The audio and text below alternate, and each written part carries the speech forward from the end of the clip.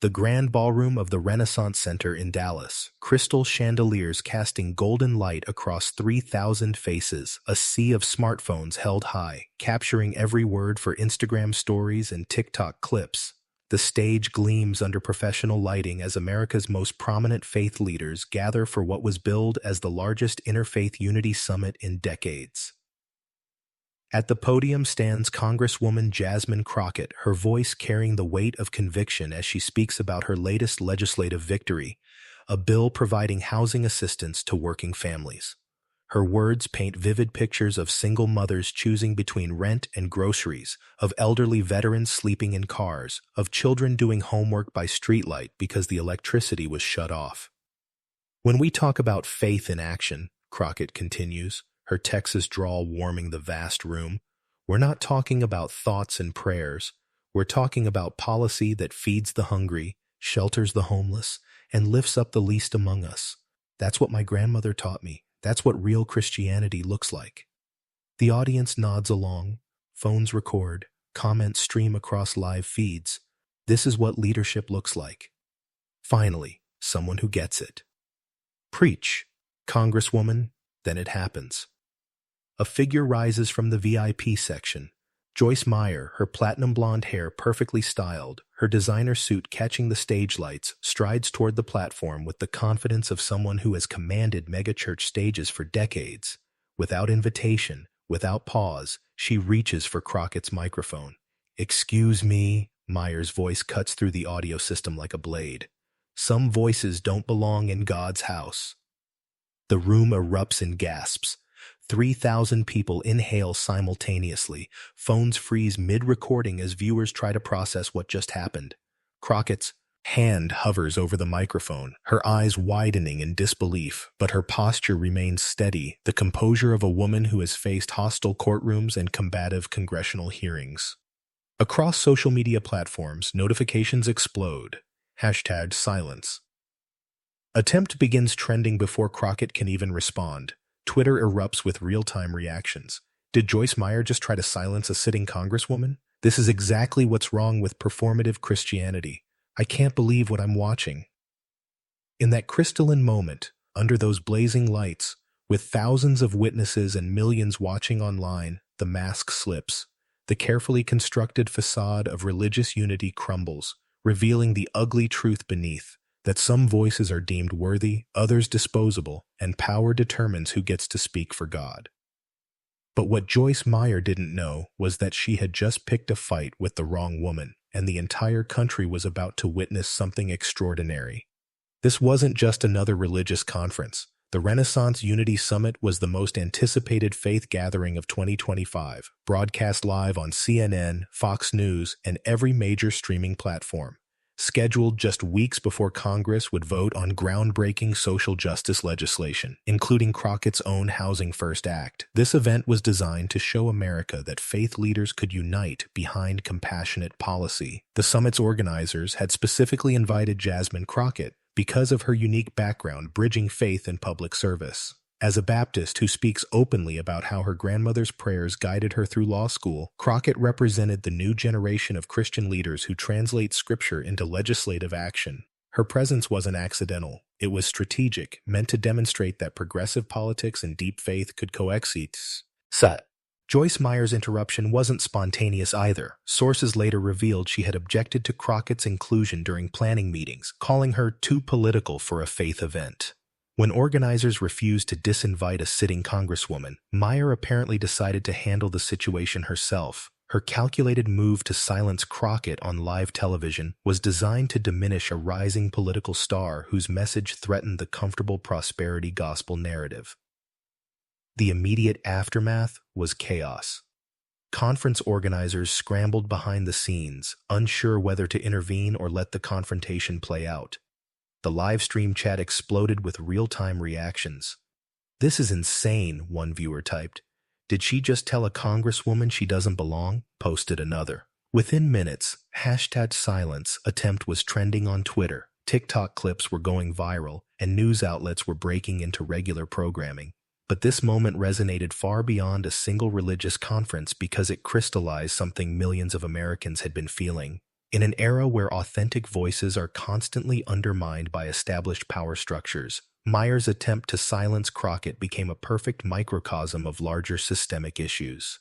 Here was a wealthy religious celebrity trying to silence a working-class public servant, a woman who preaches prosperity while accumulating private jets attempting to silence someone who fights for housing assistance.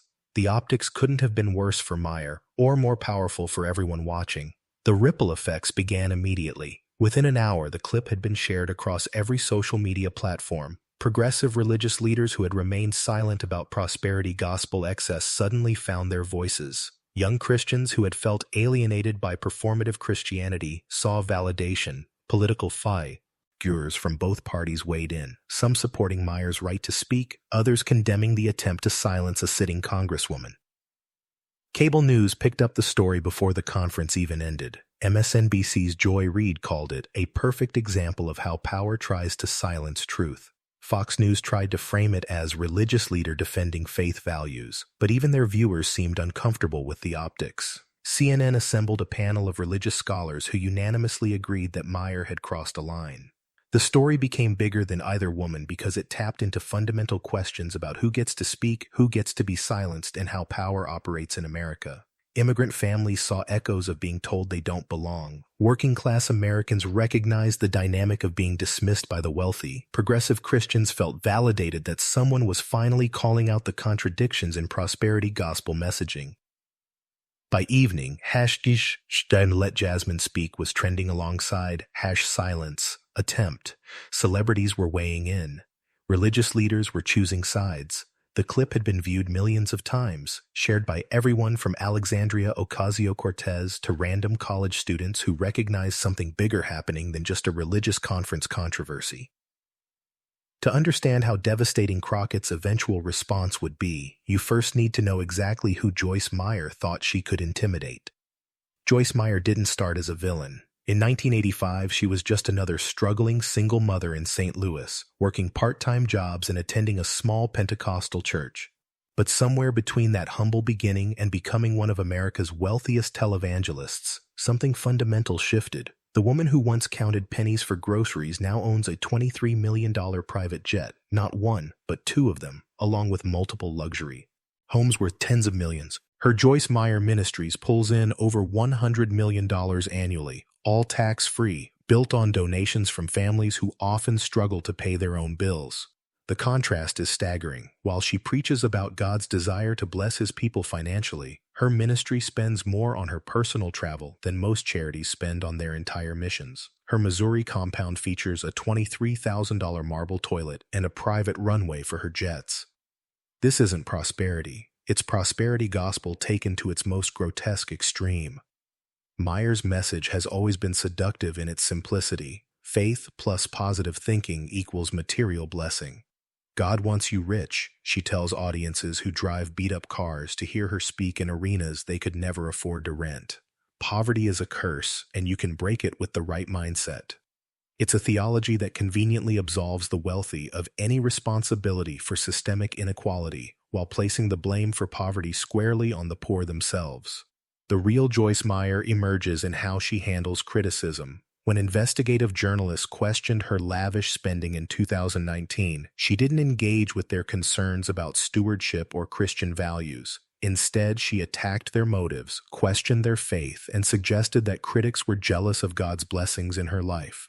When former employees raised concerns about the ministry's priorities, they were sued into silence with non-disclosure agreements funded by donor money.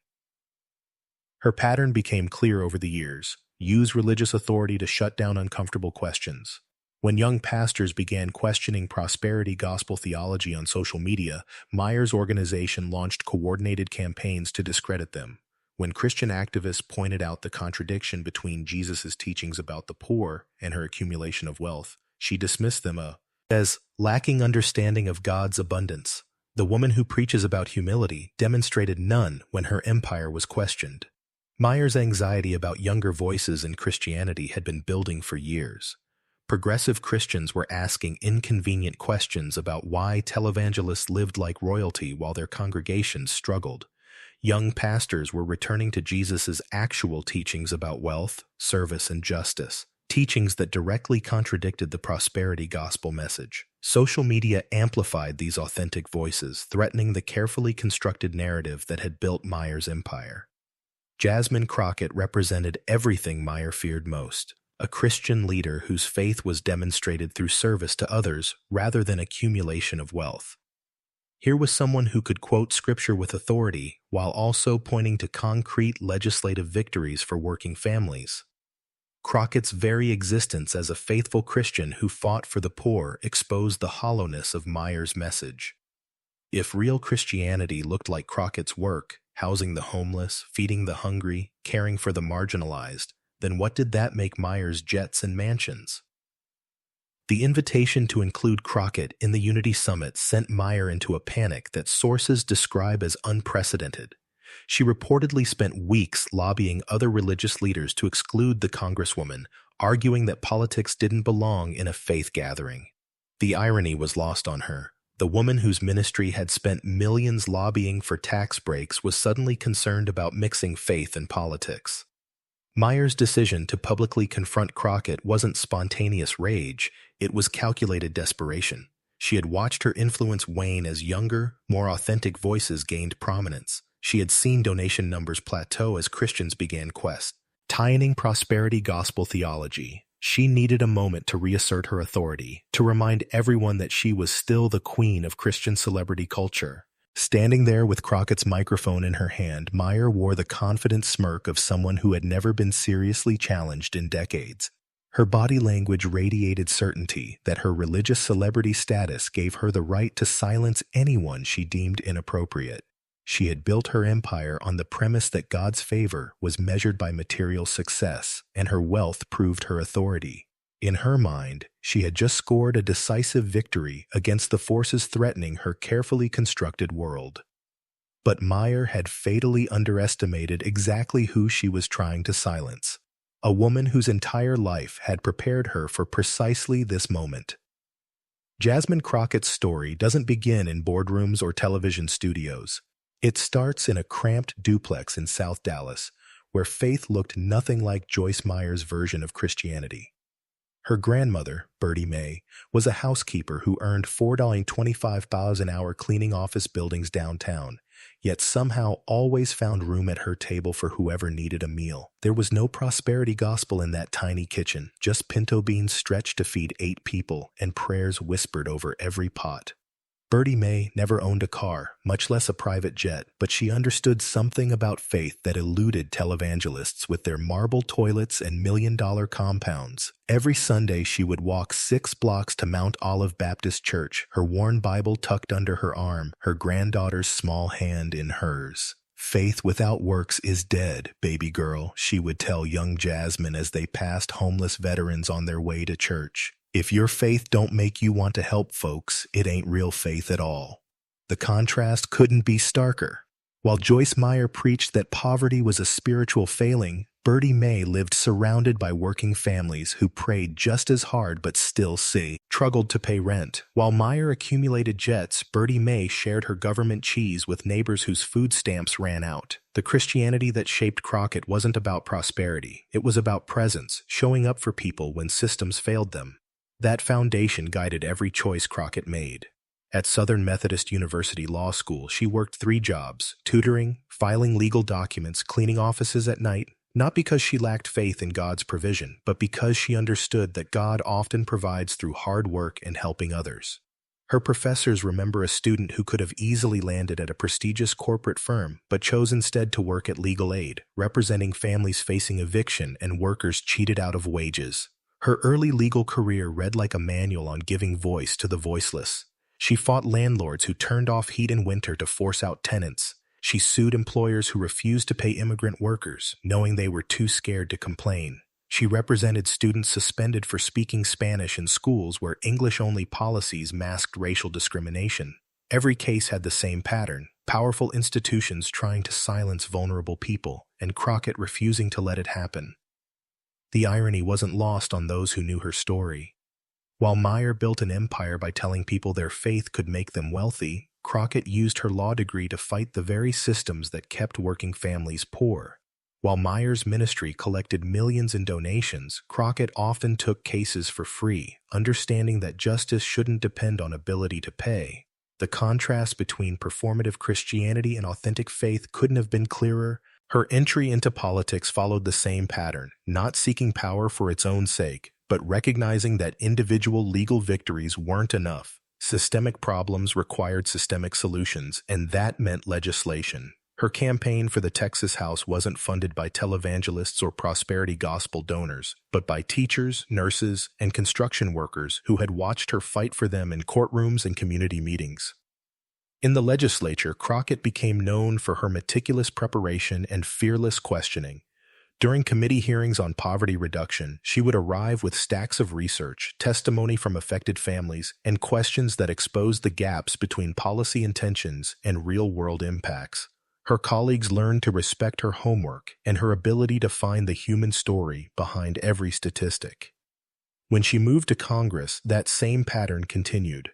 Her Housing First Act wasn't written in isolation. It grew from years of representing families facing eviction, informed by the voices of people who had been ignored by policymakers. Her advocacy for working families came from her grandmother's kitchen table, where she had learned that true faith meant showing up for people in their struggles, not judging them for having struggles at all. The woman Joyce Meyer tried to silence on that stage had spent her entire adult life amplifying the voices of people who had been told they didn't matter. Standing there with Meyer's interruption hanging in the air, Crockett experienced a moment of crystalline clarity. This wasn't about personal affront or wounded pride. This was exactly the kind of moment her entire life had prepared her for.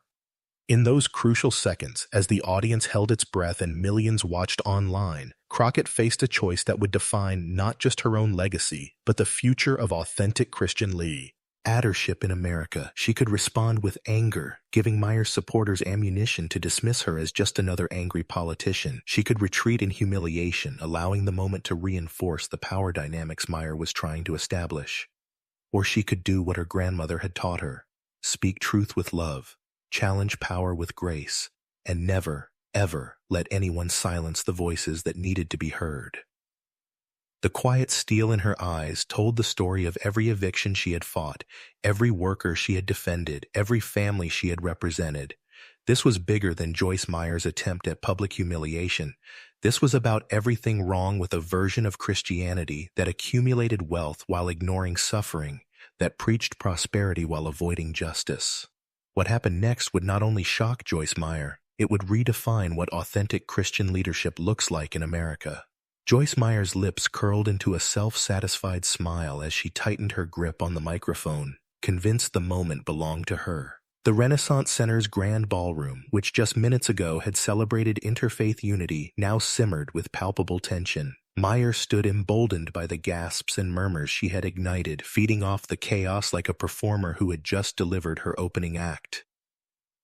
"Congresswoman Crockett," Meyer began, her voice dripping with controlled venom, "I have to wonder if you truly understand the gravity of standing before this audience, God's people, and speaking about faith." She paused for dramatic effect, letting her words hang in the crystal-laden air. "Your political positions, so loudly championed in Washington, often contradict basic biblical values that every person in this room holds dear." Meyer paced deliberately across the stage, her designer heels clicking against the polished floor, eyes scanning the crowd. Late Ike, a prosecutor inviting a jury's judgment. The cameras captured every calculated movement, every theatrical gesture designed to maximize her moment of perceived triumph. "I ask you, and I ask this audience," Meyer continued, her voice rising with manufactured righteous indignation, "how can someone who supports such divisive policies that tear at the very fabric of traditional Christian values, claim to represent God's house? How can we, in good conscience, allow such contradictions to go unchallenged in the name of false unity?" The words hit the room like a sledgehammer designed to shatter Crockett's composure and reduce her to a defensive politician scrambling for talking points. But Crockett remained perfectly still, her hands folded, her expression unchanged. The crowd, initially stunned into silence, began to lean forward, sensing the brewing storm between two titans of American Christianity. Meyer reveled in what she perceived as her opponent's paralysis. delivering each theatrical barb with the confidence of someone who had never been seriously challenged on a public stage. She was performing for the cameras, for her supporters, for the millions watching online who expected their religious celebrity to demolish this upstart politician. But when Crockett finally spoke, her response was anything but what Meyer expected. In a voice that carried the calm authority of someone who had faced down hostile judges and combative congressmen, Crockett simply said, "Thank you, Sister Meyer, for demonstrating exactly why this conversation is so necessary." The contrast was immediate and striking. Meyer's theatrical performance, all sound and fury, designed to intimidate and overwhelm, stood in sharp relief against Crockett's composed dignity. Where Meyer had expected either cowering retreat or angry retaliation, she encountered something far more dangerous: unshakable moral authority delivered with grace. The audience felt the shift immediately. What had begun as uncomfortable shock at Meyer's interruption evolved into something deep and deeper, a collective recognition that they were witnessing something significant unfold. Eyes that had initially been focused on the spectacle began to flicker with doubt and growing discomfort. Meyer's supporters in the VIP section exchanged uneasy glances. These were people who had come expecting a rallying moment for traditional faith values, but now found themselves questioning the increasingly personal tenor of Meyer's attack. On the dais behind them, prominent religious leaders whispered among themselves, their faces betraying the gravity of what they were witnessing. One Christian leader attempting to publicly humiliate another on live television. The mood in the vast ballroom shifted palpably. The initial shock and titillated anticipation gave way to an uncomfortable silence. Phones continued recording, but the energy had changed from voyeuristic excitement to serious attention. This was no longer entertainment. It was becoming a moment of reckoning. Seizing the moment with quiet confidence, Crockett looked directly at the moderator and asked, "May I have a moment to respond fully to Sister Meyer's concerns?" Her tone was respectful but firm, the voice of someone requesting not permission, but simple fairness. The moderator, a prominent Baptist minister who had spent the entire exchange looking visibly uncomfortable and increasingly out of his depth, nodded slowly. His discomfort was evident as he handed the microphone back to Crockett, clearly wishing he was anywhere else but mediating this unprecedented confrontation. The camera operators, sensing the dramatic potential of the moment, shifted their focus to capture Crockett's face in tight close-up. What they found was remarkable: complete calm, purposeful composure, and just the slightest hint of resolve sparking in her eyes, the look of someone who had been preparing for exactly this moment her entire life. Meanwhile, Meyer retreated to her chair with a smug, satisfied expression, convinced she had already claimed decisive victory. Her body language radiated triumph as she settled back, ready to watch her opponent struggle through what she assumed would be a fumbling, defensive response that would only further expose the contradictions she had so skillfully highlighted. But the room had already changed around her, and no one seemed to sense it more keenly than the audience members who had come to support her. The energy was different now, expectant in a way that had nothing to do with Meyer's anticipated victory and everything to do with the quiet power emanating from the woman now holding the microphone. As Jasmine Crockett stepped back to that microphone, Joyce Meyer had no idea she was about to witness the most powerful takedown in modern religious discourse. The Renaissance Center held its collective breath as Jasmine Crockett stepped forward, the microphone steady in her hands. 3,000 faces turned toward her, millions more watching through screens across America, all sensing they were about to witness something extraordinary. "Thank you all for your patience," Crockett began, her voice carrying the gentle authority of someone who had spent years speaking truth in hostile environments. "We've all just witnessed what I believe is a profound teaching moment, one that reminds us why conversations about faith must always be grounded in truth, compassion, and justice." Her tone was pastoral, not political. Where Meyer had delivered theatrical aggression, Crockett embodied the very humility and grace that authentic Christianity demanded. The room's energy shifted palpably as she seamlessly pivoted into Scripture, her voice carrying the cadence of someone who had grown up hearing these words from her grandmother's lips. In Matthew 7:1, Jesus tells us, "Do not judge, or you too will be judged," she quoted, her eyes scanning the audience with gentle firmness. And in Proverbs 31, we read of the virtuous woman who opens her arms to the poor and extends her hands to the needy. Scripture calls us to welcome the stranger, feed the hungry, clothe the naked, not as empty ritual, but as the very essence of what it means to follow Christ.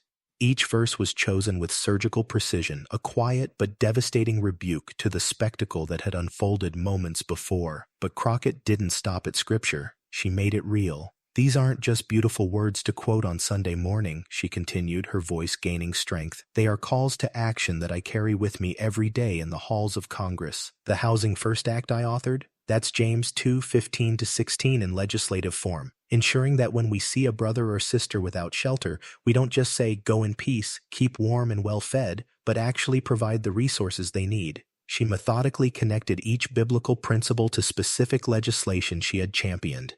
Healthcare expansion became the Good Samaritan parable lived out in policy. Workers' rights legislation transformed Jesus' teachings about fair wages into legal protection. Immigration reform embodied the biblical command to welcome the stranger. Then came the moment that would be replayed millions of times across every platform. Crockett's voice remained steady, but her words carried the weight of carefully researched truth. "Sister Joyce, I want to address your concerns about my qualifications to speak about faith by examining what faithful stewardship actually looks like." She paused, letting the room lean in.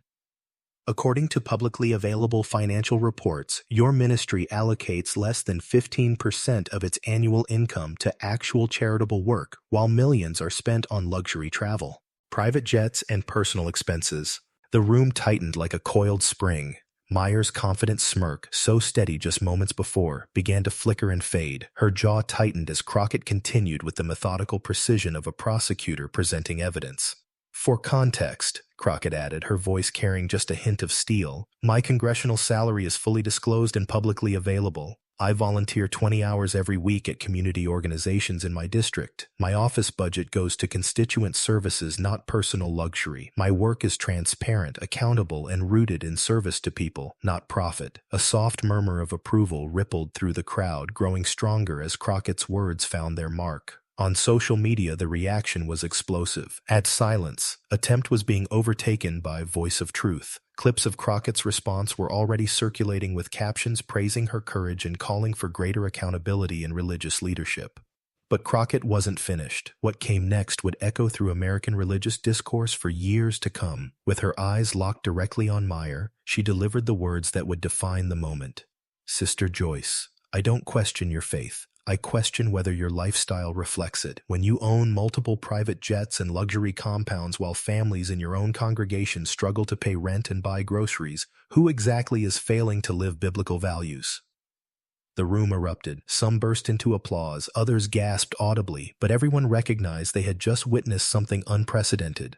This wasn't just a political debate or a religious disagreement. This was a public reckoning with the very soul of American Christianity. Meyer sat frozen, speechless for what appeared to be the first time in decades of public ministry. The woman who had built an empire on never being challenged, who had silenced critics with lawsuits and religious authority, found herself completely without words. Her carefully constructed facade crumbled in real time as cameras captured every second of her visible discomfort. But Crockett wasn't interested in humiliation. She was calling for transformation.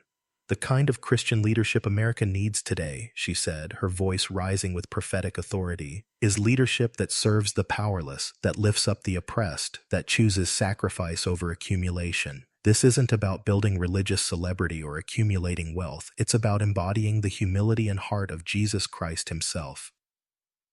The audience rose not in manufactured applause, but in genuine recognition of a moment that transcended political theater. This was authentic moral authority speaking truth to performative power. This was the voice of someone who had spent her life living the values she preached, challenging someone who had built an empire preaching values she didn't live. Social media exploded with real-time reactions. Progressive Christians felt vindicated. Young believers shared the clips with messages of hope. Even conservative commentators struggled to defend Meyer's luxury lifestyle against Crockett's documented service record. The woman Joyce Meyer had tried to silence had just redefined what authentic Christian leadership looks like in America, not through wealth and celebrity, but through service and sacrifice, not through silencing others, but through speaking truth with grace. What happened next proved that authentic truth has a power that no amount of religious celebrity can overcome. Within minutes of Jasmine Crockett's devastating response, the digital world exploded like a supernova.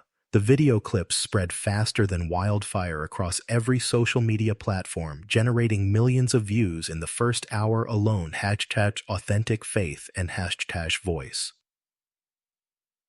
If Truth didn't just trend nationally, they climbed global charts, becoming worldwide conversations about power, faith, and integrity. The reaction was unlike anything religious or political observers had seen in years. Faith communities, long weary of prosperity gospel excess and performative spirituality, found their rallying cry in Crockett's fearless stand. Christian millennials and Gen Z believers who had been quietly questioning the contradiction between Jesus' teachings and televangelist lifestyles suddenly had a champion who articulated their deepest concerns with grace and authority. Influential religious leaders who had spent years tiptoeing around prosperity gospel criticism were suddenly emboldened to speak their truth. Pastor William Barber II tweeted within hours, "This is what prophetic voice sounds like, speaking truth to power with love." Progressive theologian Dr. Diana Butler Bass wrote, "Jasmine Crockett just showed us what Christian leadership actually looks like." Even traditionally conservative voices found themselves agreeing, unable to defend luxury jets against documented service to the poor. The mainstream media, initially caught off guard by what seemed like a minor religious conference squabble, quickly recognized they were witnessing a seismic cultural moment. CNN's Anderson Cooper led his show with the confrontation, calling it a defining moment in American religious discourse. Fox News struggled to find an angle that defended Meyer without appearing tone-deaf to their own viewers' economic struggles. MSNBC's Joy Reid dedicated her entire opening segment to what she termed the moment authentic Christianity fought back against performative religion. Political commentators across the spectrum recognized the broader implications. This wasn't just about two women arguing, it was about the soul of American Christianity and its relationship to public life. Progressive Christians felt vindicated in their long-suppressed critiques of televangelism, while traditional evangelicals found themselves confronting uncomfortable questions about their movement's direction and priorities. Joyce Meyer's attempts at damage control became a masterclass in how not to manage a crisis. Her social media team posted defensive statements questioning Crockett's motives and attacking the authenticity of the widely circulated clips, only adding fuel to an already raging fire. Each defensive post generated thousands of comments pointing out the hypocrisy of someone living in luxury, criticizing a public servant's modest salary. The situation spiraled further when former Joyce Meyer Ministries employees began speaking out anonymously, sharing stories that painted a picture of staggering excess. They described business trips disguised as spiritual retreats, extravagant gifts purchased with donor money, and a culture where questioning spending priorities could cost you your job. Financial transparency advocates reported a measurable decline in donations to Meyer's ministry within 72 hours, the first documented impact on her fundraising in decades. Meanwhile, Jasmine Crockett's profile ascended meteoric heights. Speaking invitations poured in from faith-based organizations across the country, eager to host the woman who had become the symbol of authentic Christian leadership. Cable news shows competed to book her for interviews. Progressive podcasts clamored for her voice. Her legislative priorities, housing reform, worker protection, healthcare expansion, suddenly gained powerful new allies who saw them as expressions of genuine Christian values. The phenomenon extended beyond Crockett herself. Young politicians across the country, inspired by her example, began speaking more openly about faith-based motivations for their public service. Representatives Alexandria Ocasio-Cortez, Ilhan Omar, and others shared their own stories of how spiritual values guided their political work, creating a new narrative about faith and public life that emphasized service over celebrity. Institutionally, the ripple effects reshaped American religious culture. Major faith conferences began implementing new vetting processes for speakers, examining not just their celebrity status, but their actual service records and financial transparency. Prosperity gospel ministries found themselves under unprecedented scrutiny. not just from external watchdogs, but from their own congregants demanding accountability and genuine charitable work. Seminary professors reported increased enrollment in courses on social justice and practical theology. Young pastors who had felt marginalized for emphasizing service over prosperity suddenly found themselves at the center of theological conversations. A new generation of faith leaders emerged following Crockett's model of coupling deep spiritual conviction with tangible service to others. The cultural shift was measurable. Religious polling showed increased skepticism toward wealthy televangelists and growing support for faith leaders who demonstrated authentic service. Political surveys indicated that progressive Christians felt more comfortable publicly discussing their beliefs, while prosperity gospel adherents faced difficult questions from family and friends. Publishers scrambled to sign books about authentic Christian leadership. Documentary filmmakers began projects examining the prosperity gospel phenomenon. Universities added the confrontation to their curriculum as a case study in moral leadership and effective communication under pressure. The moment had transcended its origins as a religious conference controversy to become a catalyst for broader conversations about integrity, authenticity, and the proper relationship between faith and power in American society. It proved that in an era of manufactured controversy and performative outrage, genuine moral courage still had the power to cut through noise and speak directly to people's hearts.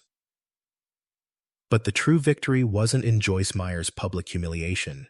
It was in what Jasmine Crockett's courage revealed about the future of American faith. This confrontation transcended the boundaries of a simple disagreement between two prominent women. It became a defining battle for the very soul of faith in American public life.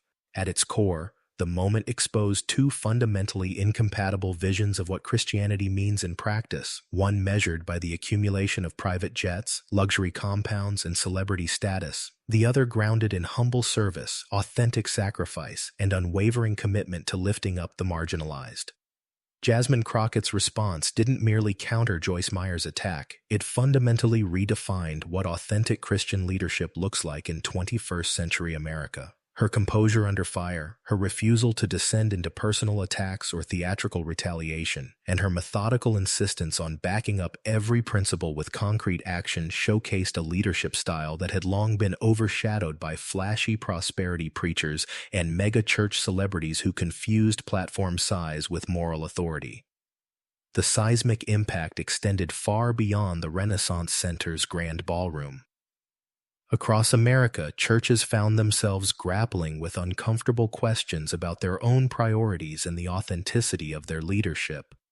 Long-established prosperity gospel congregations faced unprecedented scrutiny from members who were no longer willing to accept messages that glorified material wealth while systematically ignoring the suffering of working families in their own communities.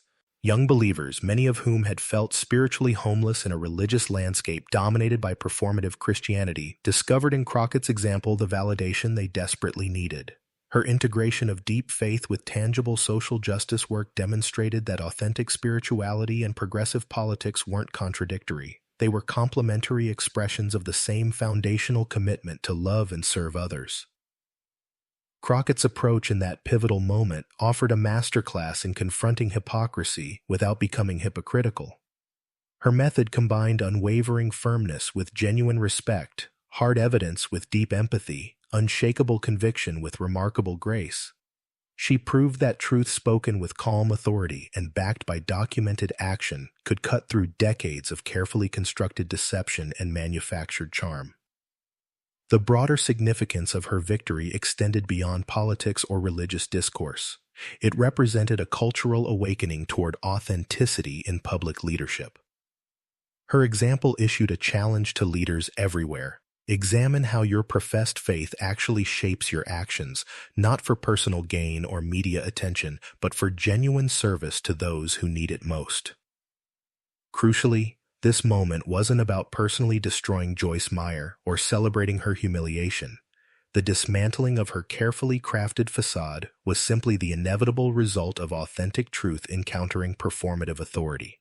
Crockett's challenge served as an invitation, not just to Meyer, but to all faith leaders, to reflect honestly on their mission and recommit to the values that lie at Christianity's heart: sacrificial love, radical humility, and relentless pursuit of justice for the oppressed. The message resonated so powerfully because it tapped into universal truths that transcend religious affiliations or political party lines: the power of maintaining dignity under vicious attack, the moral necessity of backing up principles with concrete action, and the undeniable force of authentic grace in the face of attempted silencing touched audiences across every conceivable divide. In a fractured world dominated by noise, spectacle, and manufactured outrage, Jasmine Crockett's example illuminated a different path forward, toward a faith that seamlessly integrates deep personal conviction with fierce communal commitment, that knows when to speak truth and when to listen with compassion, and that leads through quiet strength rather than loud performance. This confrontation became a powerful testament to the enduring supremacy of dignity over deception, service over spectacle, and authentic truth over theatrical righteousness. It demonstrated that in America, genuine servant leadership could still overcome manufactured religious authority, turning an unforgiving spotlight of accountability on those who would rather accumulate wealth than serve the marginalized. Most importantly, this wasn't just Jasmine Crockett's victory, it was America's victory, proof that our democratic ideals and spiritual values remain strong enough to expose hypocrisy and elevate authentic voices when they emerge with courage and conviction. This moment proved that when we speak truth with dignity, even the most powerful facades crumble, and real change becomes possible. Joyce Meyer tried to silence Jasmine Crockett on live stage, but the truth backfired on her in the most spectacular way possible. What was meant to be a moment of intimidation became a defining demonstration of why authentic voices can never truly be suppressed, no matter how powerful those trying to silence them might appear. This confrontation perfectly illustrates a fundamental truth about power dynamics in America. Attempts to suppress authentic voices often backfire by amplifying the very truths people tried to hide. Joyce Meyer's calculated attack on Crockett didn't achieve its intended goal of diminishing a rising political star. Instead, it became the catalyst for exactly the kind of honest conversation about faith, wealth, and service that prosperity gospel leaders have spent decades trying to prevent. The moment transformed what should have been a minor conference disagreement into a nationwide reckoning with religious authenticity. Meyer's attempt to silence Crockett only made her voice more powerful, her message more urgent, and her example more inspiring to millions of Americans hungry for leaders who practice what they preach. But this story isn't just about what happened on that stage, it's about what happens next. The movement that Jasmine Crockett represents is growing, but it needs each of us to examine our own lives and communities with the same unflinching honesty she demonstrated that day. Ask yourself, are you supporting leaders who demonstrate their faith through genuine service and sacrifice, or are you elevating those who prioritize religious celebrity and material accumulation? Are you demanding accountability from religious figures who claim to represent your values? Are you comfortable with leaders who live in luxury while preaching to struggling families? The questions Crockett raised that day weren't just about Joyce Meyer, they were about all of us and the kind of leadership we choose to validate with our attention, our donations, and our votes. This is your moment to be part of the change. Subscribe to this channel to stay informed about leaders like Jasmine Crockett, who are transforming what it means to serve with authentic faith in public life. Share this video with friends, family members, and community leaders who need to see what genuine Christian leadership looks like when it's tested under fire. Most importantly, step into your own role in fostering authentic faith-based service in your community. Whether that means asking harder questions at your place of worship, supporting political candidates who demonstrate their values through action, or simply refusing to accept performative authority that falls short of genuine service, your voice matters in this movement toward authenticity. Because Joyce Meyer learned something that day that every person trying to silence truth eventually discovers. When authentic voices speak with dignity and grace, no amount of manufactured religious authority can overcome them. The truth has a power that transcends celebrity, wealth, and even well-funded attempts at intimidation. That's the America we're building together, one authentic voice at a time, one moment of courage at a time, one person willing to speak truth to power at a time. And as Jasmine Crockett proved that day, when we stand firmly in our values and speak with both conviction and compassion, even the most powerful facades crumble, and real change becomes not just possible, but inevitable.